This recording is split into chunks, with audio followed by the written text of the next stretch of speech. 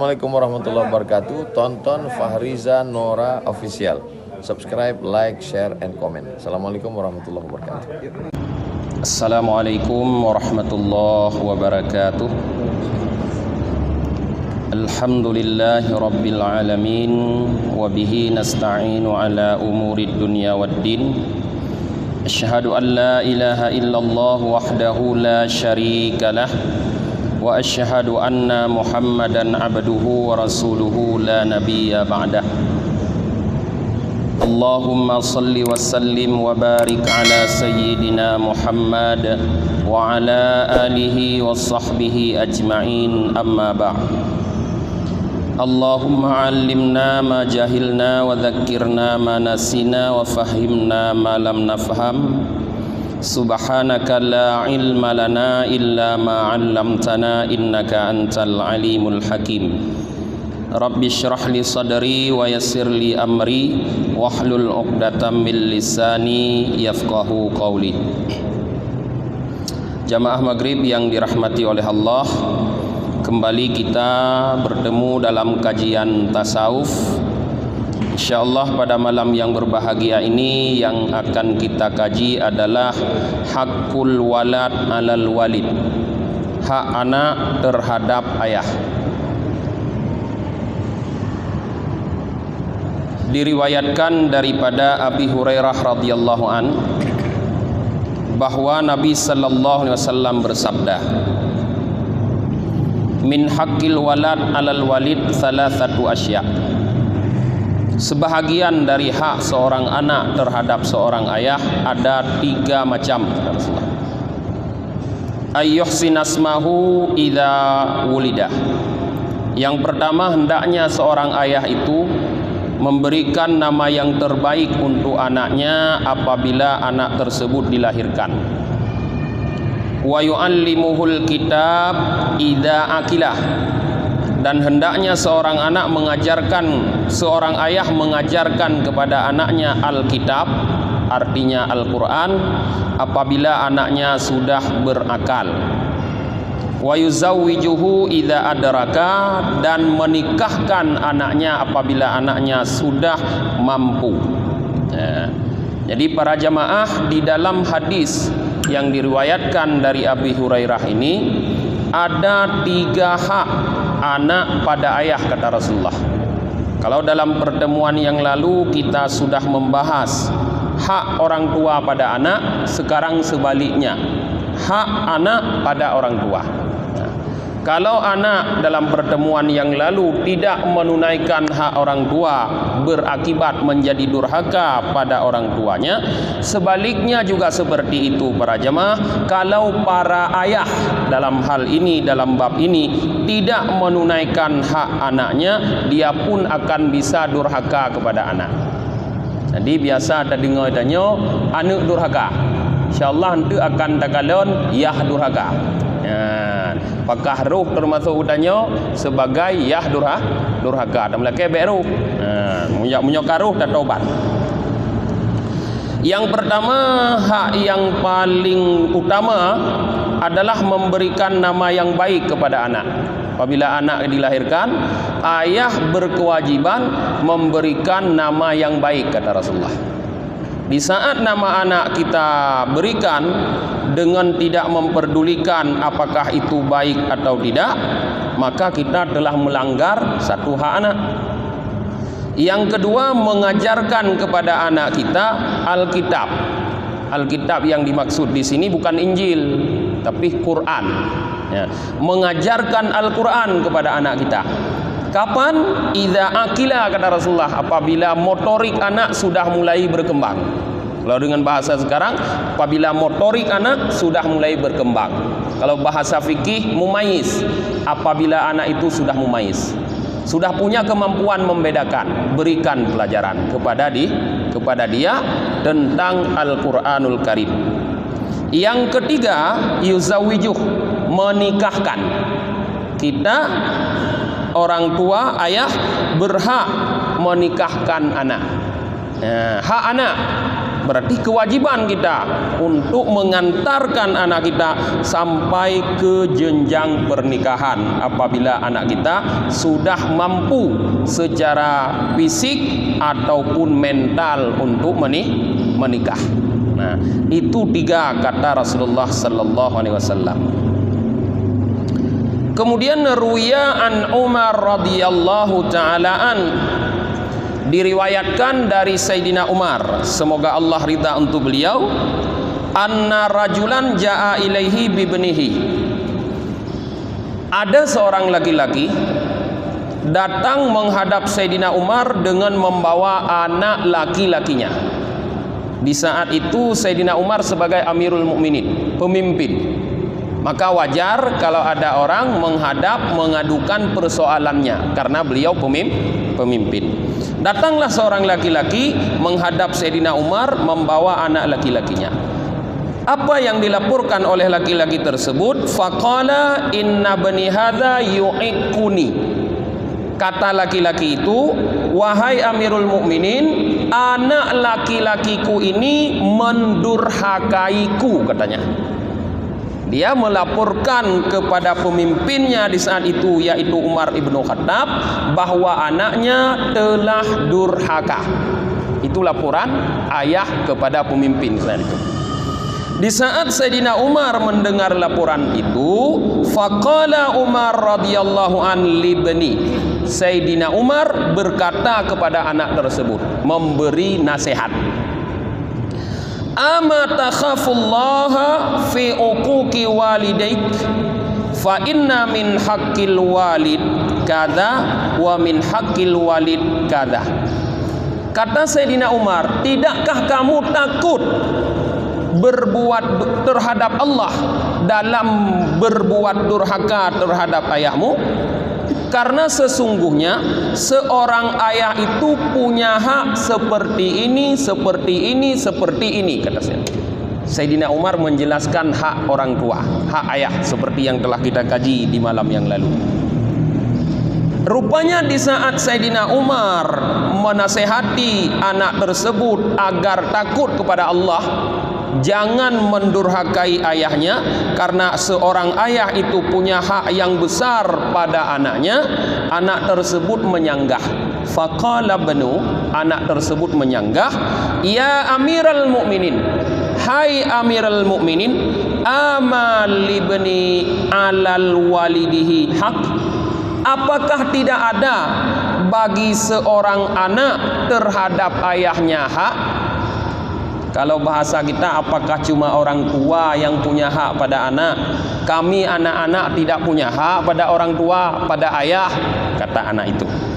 Qal, Sayyidina Umar berkata, naam, ya ada, kata Sayyidina Umar. Rupanya bukan seorang ayah saja punya hak sama anak, tapi anak pun ada hak pada ayahnya, kata Sayyidina Umar.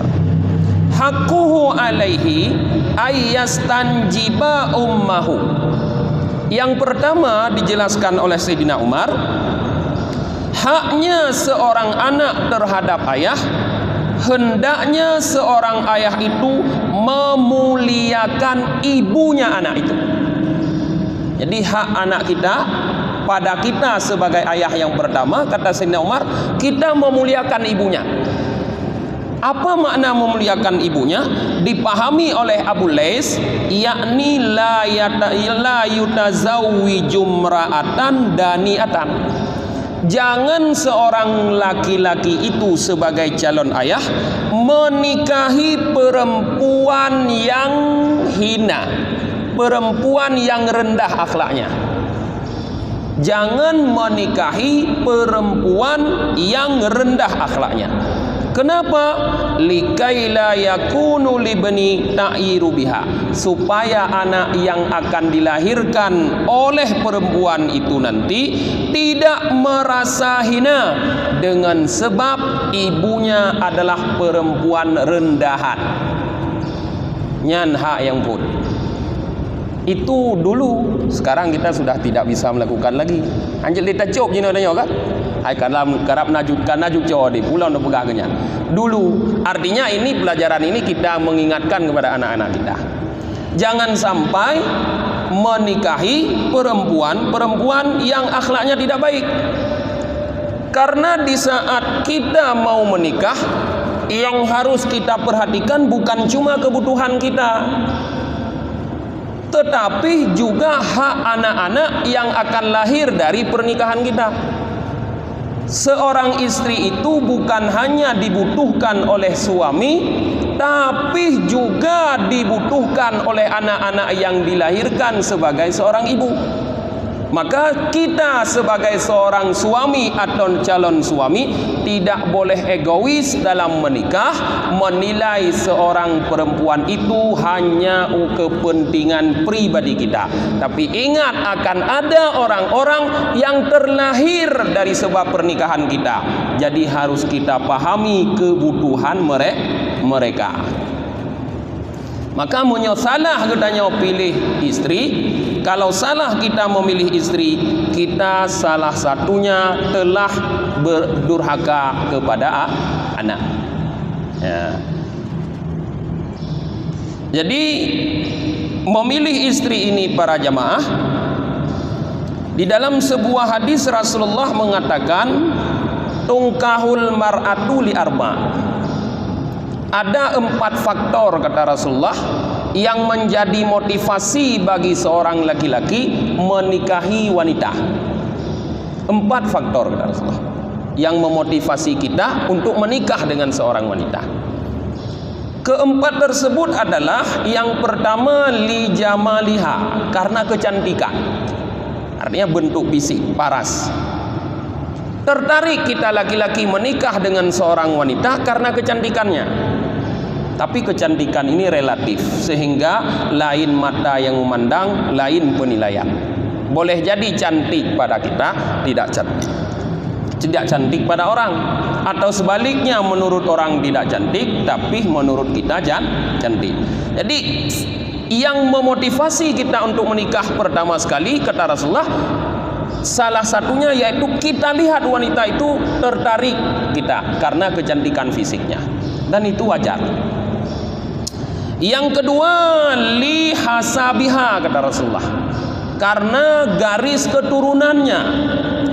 Menyo bahasa tanya bahasa Aceh, ane urung upa cucu urung upat. Ya. Ane urung upa cucu urung upat.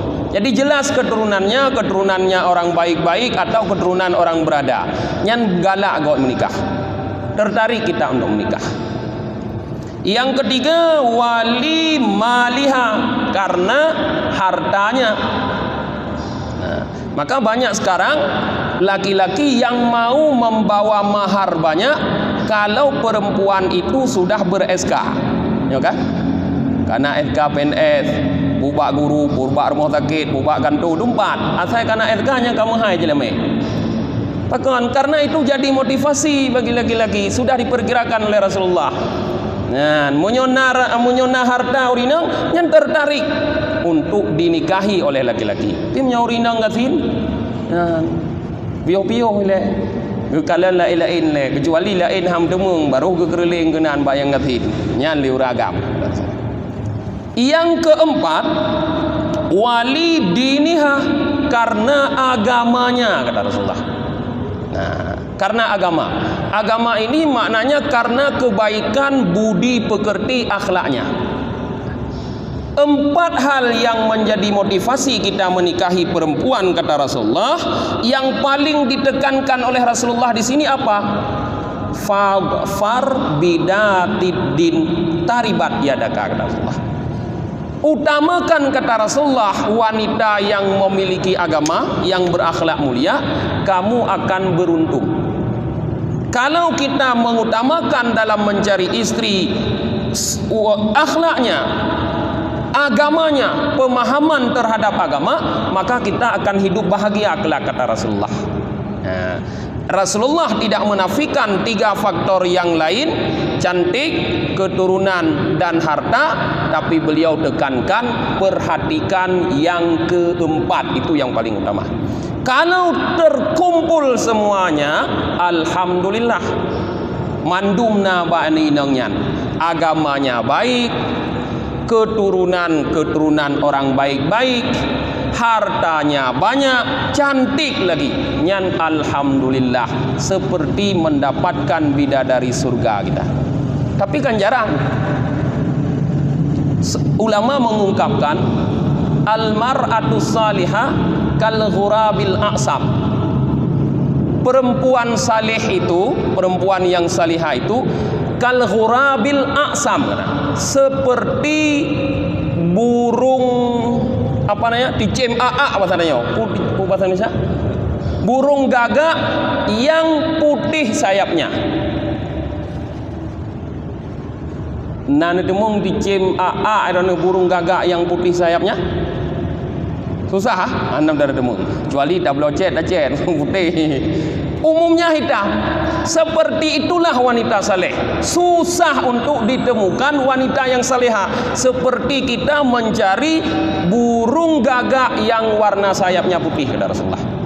Maka untuk mendapatkan 4 itu susah. Nah, maka kalau susah untuk mengumpulkan semua, jangan hilangkan 4-4-nya. Baik karena payah tadi merumpok mendum, musabah anda tempur permun. Pak permun tat ke yang keput, yang nomor 4, yaitu datiddin, yang memiliki agama, artinya yang berakhlak mulia. Kenapa kita harus menikah dengan wanita yang berakhlak mulia? Kalau dalam Al-Quran Allah Subhanahu wa taala mengumpamakan wanita yang kita nikahi ini 2 macam. Ada yang seperti tanah yang tandus, ada seperti tanah yang subur, kata Allah. Kalau tanah yang tandus, apapun kita tanam dia tidak akan tumbuh dengan baik. Maknanya, kalau wanita yang melahirkan itu adalah wanita yang berakhlak rendah, yang kurang beragama, maka apa yang dilahirkannya itu sangat sukar untuk menjadi yang baik. Sukar menjadi yang baik, sukar anaknya untuk menjadi anak saleh. Ada juga wanita itu diibaratkan seperti tanah yang subur.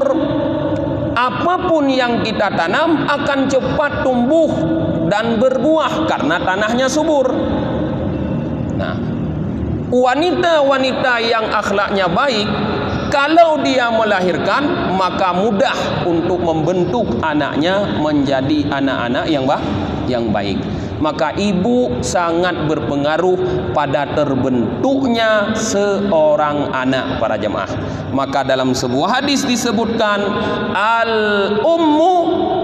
al-ummu madrasatul ula. Ibu adalah sekolah yang pertama.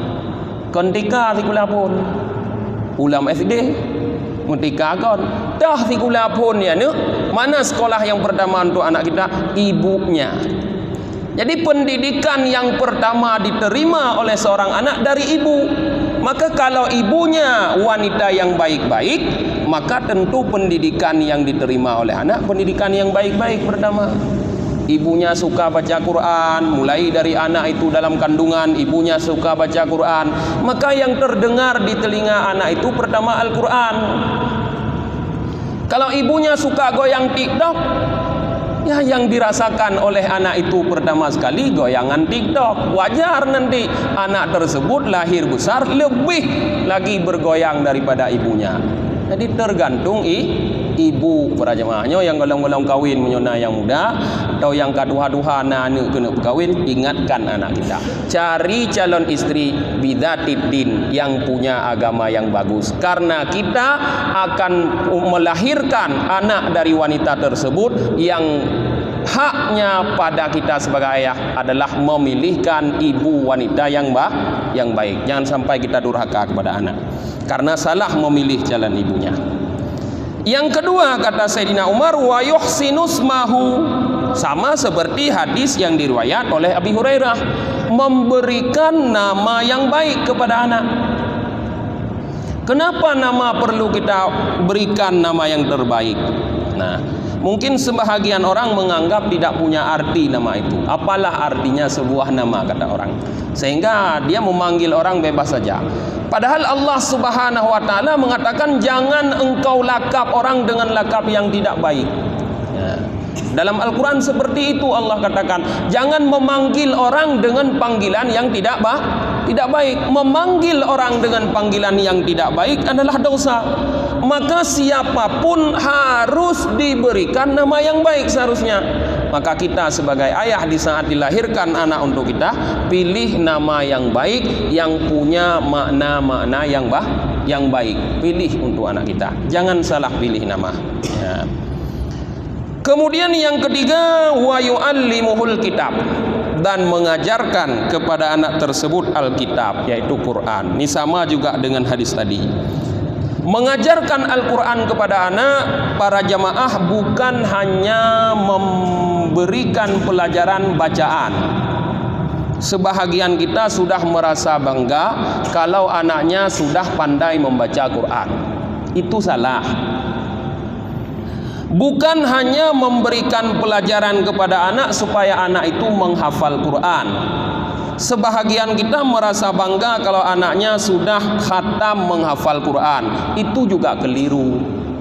Anak itu harus diajarkan untuk membaca, lebih bagus kalau bisa menghafal. Tapi yang paling penting di antara itu semua adalah memahami apa yang ada dalam Al-Quran. Jadi yang penting bukan tahafud, tapi tafaqquhnya. Memahami, bukan memelihara, menghafal.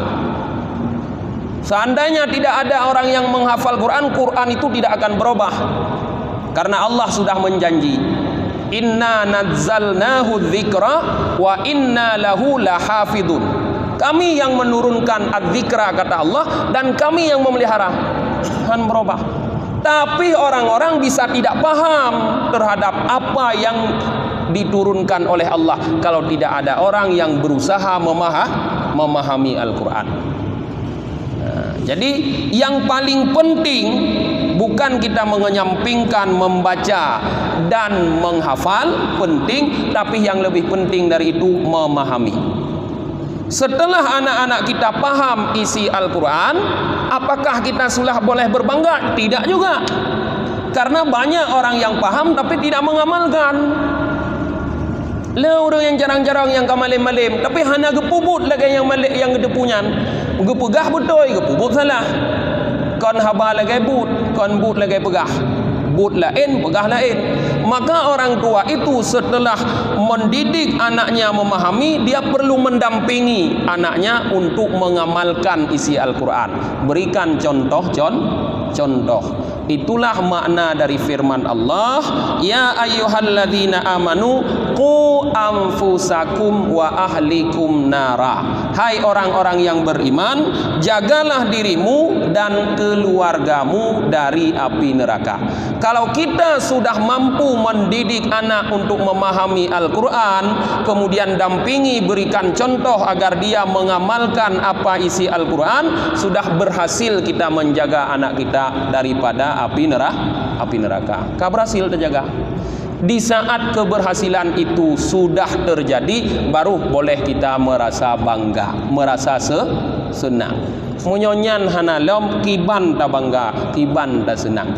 Bukan dengan gelar yang membuat kita senang, tapi dengan apa yang terjadi sehari-hari yang harusnya.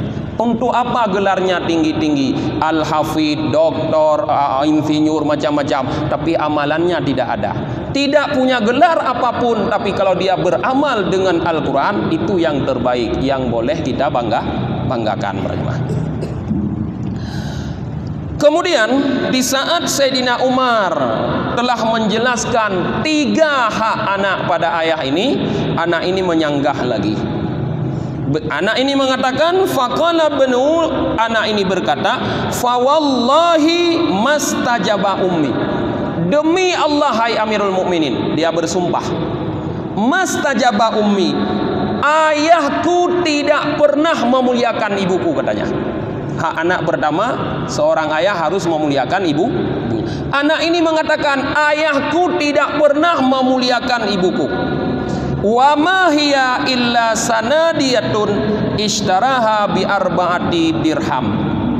Kata anak itu, ibuku tidak lain adalah seorang wanita budak hitam yang dibelinya di pasar dengan harga 400 dirham.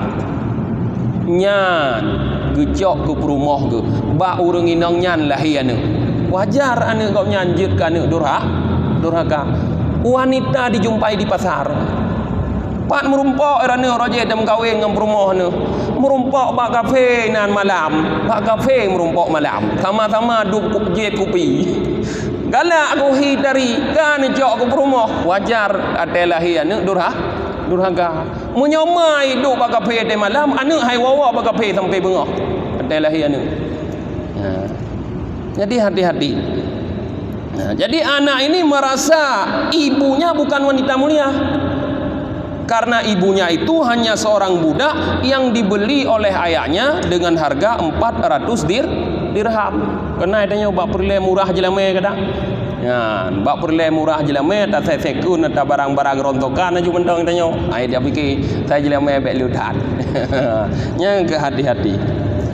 Kemudian wala hasanasmi, dan ayahku kata anak ini tidak memberikan nama yang bagus untukku. Bahkan dia samani Ju'la, menamakan aku dengan nama Ju'la. Rupanya nan anaknya Ju'la, gebuh nan yahai. Apa itu Ju'la? Zikral khufash, sebutan untuk kelelawar. Zaman Ju'lanya, orang Arab menggunakan kalimat Ju'la untuk menyebut kelelawar, binatang yang terbang malam, mamalia yang bisa terbang. Mamalia biasa gak nak terbang, tapi nama mamalia yang bisa terbang, yang kenyan kelelawar. Nah, ji watte uro, ieh geroi, watte malam yang minta rezeki. Jadi wajar menyonana untuk watte malam yang minta rezeki. Bengah iwoi malam jalan yang minta rezeki. Nah, igau minta rezeki uro ji malam. Gebuhnan Ju'la. Jadi ro ni payah kalon lo puatra yang gebuhnan anu nuri. Kadang si semantung arti. Anak deh. Kata boh dah. Kata nyong dan ni nyong kata boh junan anu. Kemudian kata anak ini wala allamani min kitabillahi ayatan wahidatan, dan tidak satu pun ayat diajarkan untukku dari kitab Allah katanya. Musabah ayat anak gedemung pernah gelung yahmu. Mungkin sibuk dah ke model yah jino, sibuk ya kerja. Bangun pagi dia sebelum subuh, berangkat kerja anaknya belum bangun, pulang dia sudah larut malam, anaknya sudah tidur. Pajang merupok anu? Pajan nak pernah anu? Musabah ayat dan gedemung pernah anu. Nyoso yang naik dan nyo yang model lagi nyan. Golom na sampai orangnya mutemung pernah ke anu musabah ayat pun. Nah, model lagi nyan taubat aja nyonya lagi nyan. Hak anak itu. Jadi jangan jadikan kesibukan kita di dunia ini mencari rizki, padahal rizki itu sudah dijamin oleh Allah. Kenapa kita sibuk-sibuk mencari? Allah mengatakan wa'mur ahlaka bisalah wastabir 'alaiha. Yang diperintah oleh Allah, perintahkanlah anakmu untuk melakukan salat dan bersabarlah dalam memerintah itu. Jadi kita harus terus dengan penuh kesabaran mengajak keluarga anak kita untuk salat. La nas'aluka rizqa kata Allah. Kami tidak minta rizki darimu kata Allah. Nahnu narzuquk. Kami yang memberikan rizki. Orang-orang yang yakin, yang teguh, yang istiqamah mengajak keluarganya untuk taat kepada Allah, diantaranya dengan mengajak untuk salat, itu rizkinya dijamin oleh Allah. Putus sahadatnya minta rezeki gebili Allah. Anak putih apa beh wadai ke minta rezeki, adraga jamin apa beh wadai hek mendongnya. Nyan kon sama sit ngan urang sakit ge, kai jamin le negara na BPJS ke pugi abdubit pengdro ge. Kan bangai ya. Negara kai jamin ngobat na BPJS kapre, tapi hang gede mengyang abdubit pengdro ge. Nyan bandingkat danyo jino. Allah sudah menjamin rizki kata Allah. Nahnu narzuquk. Kami yang memberi rizki kata Allah. Pasai le gedanyo sibuk uro malam bak minta rezeki mu Quran hanta demung pernom sabo ayat kana. Nyo nyana nuk danyo kadang kon. Jadi jangan sibukkan dengan hal yang lain, carilah rizki sekedarnya, jangan lupa kewajiban lain, diantaranya mengajarkan Al-Quran kepada anak. Di saat Sayyidina Umar para jemaah mendengar aduan anak ini, maka beliau faltafat Umar radhiyallahu an ilal abi, beliau berpaling sekarang ke ayahnya.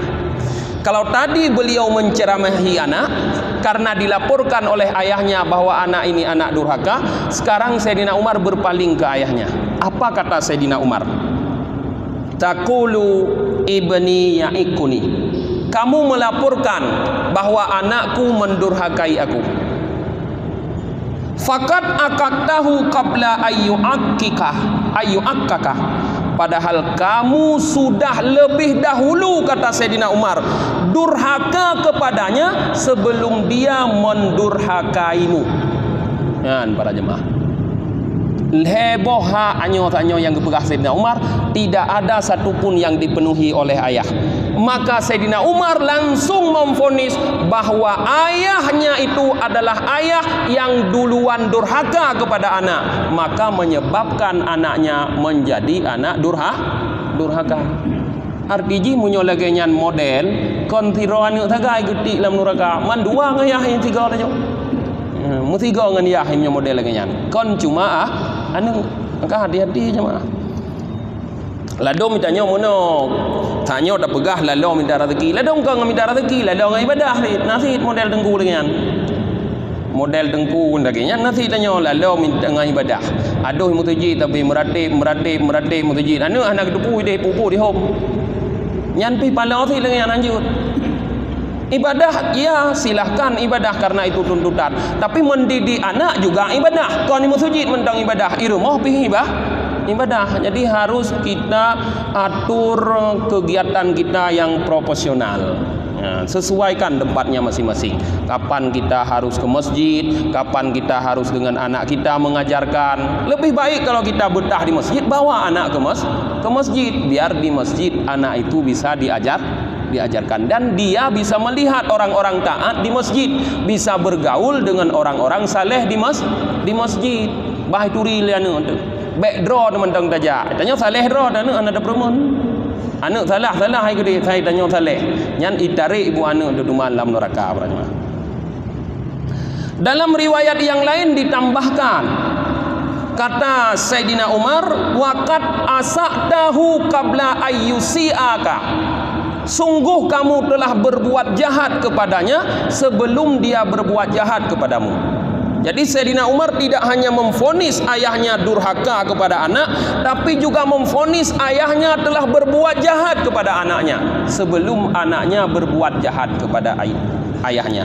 Kata Sayyidina Umar, kum anni, bangun, pergi jauh dariku, kata Sayyidina Umar. Geusele Sayyidina Umar urang agam yang ya lapor anu gopnyan durhaka. Ini bisa jadi pelajaran bagi kita kepada tokoh-tokoh masyarakat, pemangku-pemangku kepentingan. Apabila menerima laporan, jangan langsung percaya. Maunya Sayyidina Umar percaya juga engkau gedut-gedut aja anaknya. Periksa dulu. Sesuatu itu ada sebab akibat. Kadang-kadang karena ayahnya tidak peduli, ibunya tidak peduli kepada anak, maka lahirlah anak-anak yang berperilaku tidak baik, yang suka berbuat onar, melakukan kriminal. Lawitnya kan le bat tanya ino nginut mau ya. Tawuran kan terjadi berokok di Jawa, dia dah dengar tawuran nanya. Di Makassar biasa dengi mati pi tawuran. Dino kamu gah itu mau tawuran, main barang anu. Nya apakah anak itu cuma kita salahkan? Tidak, orang tuanya bertanggung jawab. Paling utama ayahnya. Maka mereka akan menanggung akibat dari apa yang dilakukan oleh anaknya nanti. Kemudian para jamaah, di sini juga diajarkan kita bagaimana mendidik anak agar anak itu tidak durhaka kepada kita. Seperti laporan orang tadi. Orang tadi melaporkan anaknya durhaka. Bagaimana anak itu tidak durhaka kepada kita? Bagaimana kita mendidiknya? Nah, ada sebuah riwayat menjelaskan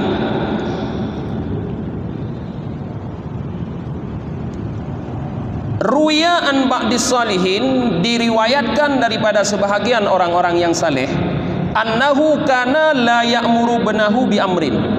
Mereka orang-orang saleh itu tidak pernah menyuruh anaknya untuk melakukan sesuatu.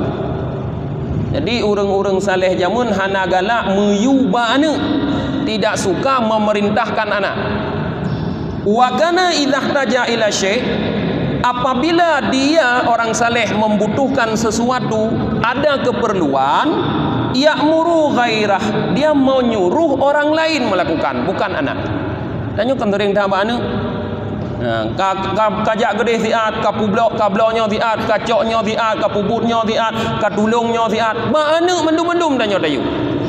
Orang-orang saleh dulu tidak suka menyuruh pada anak kalau dia punya keperluan yang disuruh orang lain.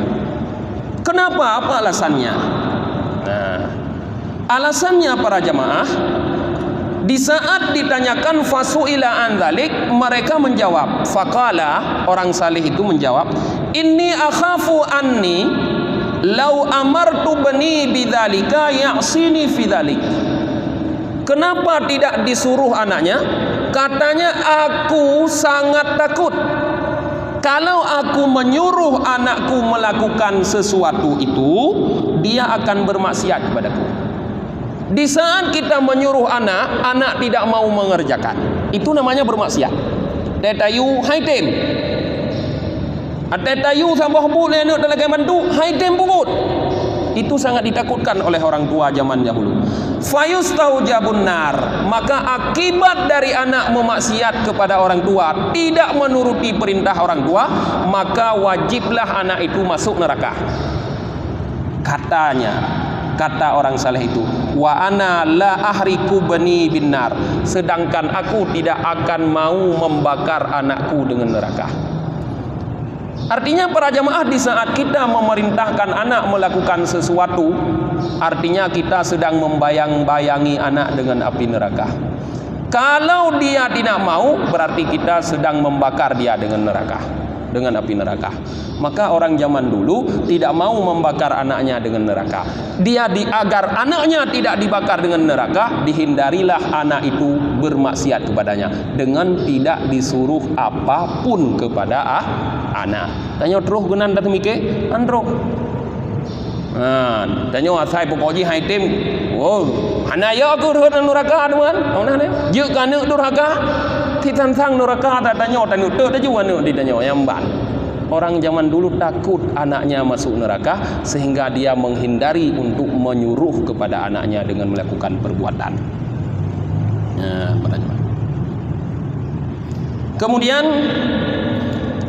dari Asy-Sya'bi an-Nabi sallallahu alaihi wasallam qal, dari Asy-Sya'bi bahwa Nabi sallallahu alaihi wasallam bersabda, rahimallahu walidan a'ana waladahu ala birrihi. Allah merahmati seorang ayah yang menolong, membantu anaknya untuk berbuat baik kepada dia. Jadi perbuatan yang kita katakan tadi, apa yang dilakukan oleh orang saleh tadi, itu termasuk membantu anak untuk berbuat baik, untuk tidak durhaka. Tidak memerintahkan sesuatu kepada anak, termasuk membantu anak agar tidak durhaka. Maka orang-orang tua, ayah-ayah yang membantu anaknya untuk tidak durhaka, bahkan bisa berbuat baik, itu dirahmati oleh Allah ganjarannya, mendapat rahmat Allah. Terutama hati-hati yang sudah tua. Orang-orang tua yang sudah tua, dro-dro yang katuha, hati-hati. Perasaan kita yang sudah tua itu sensitif. Sudah banyak yang tidak bisa kita lakukan. Karena itu kita butuh bantuan. Biasa kita sering minta bantu sama anak. Di saat kita meminta bantu sama anak, anak tidak mau melakukan, lalu kita sakit hati. Sakit hati kita membuat anak durhaka. Dengan durhakanya anak masuk dalam neraka. Hati-hati. Bagaimana kalau pas hari ini kita sakit hati, besok kita meninggal, tidak sempat kita memaafkan anak kita. Man bulat tajo anu tu tadi dalam neraka. Sati anu dalam neraka, kita yang membawa anak kita ke neraka. Maka hati-hati. Yang tua biasa perasaan sensitif. Kai puput dia anak tetap mentang salah anak kadang-kadang. Sebab di mangun tua kan ada puput idanya anak tu mentang salah di bau rengci dia. Pulau mana ada puput. Nah, ini jadi pelajaran juga kepada kita orang tua. Jangan sembarang menyuruh anak. Nanti anak kita masuk neraka. Nah, jadi bantu anak untuk melakukan ketaatan agar kita pun dirahmati oleh Allah Subhanahu wa taala. Kebiasaan para jamaah, seorang anak itu durhaka kepada ayahnya karena juga ayahnya pernah durhaka kepada orang tuanya dulu katanya. Sebahagian ahli hikmah mengatakan, man asa walidaih lam yara surura min waladihi. Siapapun yang bermaksiat kepada kedua orang tuanya, artinya kalau kita pernah durhaka kepada kedua orang tua kita tidak akan mendapatkan kesenangan, kebahagiaan dari anak-anak kita. Anak kita pun akan durhaka. Ya, sunnatullah. Nyokun urung biasa hukum karma. Nyedanyo ta carut iyah do raje anu dak akai carut kita nyonde. Nyedanyo ta tenak ma do raje anu akan ditenak kita. Maka mulailah kita berbakti kepada orang tua kita, beri contoh kepada mereka agar di saat kita tua nanti pun mereka berbakti kepada kita. Sampai di sini pelajaran kita pada kesempatan ini para jemaah. Kita tutup dengan membaca doa akhir majelis. Subhanakallahumma wa bihamdika wa nashhadu an la ilaha illa anta wa nastaghfiruka wa natubu ilaik. Subhana rabbika rabbil izzati amma yasifun. Wassalamun alal mursalin walhamdulillahi rabbil alamin. Sallallahu ala Muhammad sallallahu alaihi wasallam. Sallallahu ala Muhammad sallallahu alaihi wasallam. Sallallahu ala Muhammad ya Rabbi salli alaihi wasallim.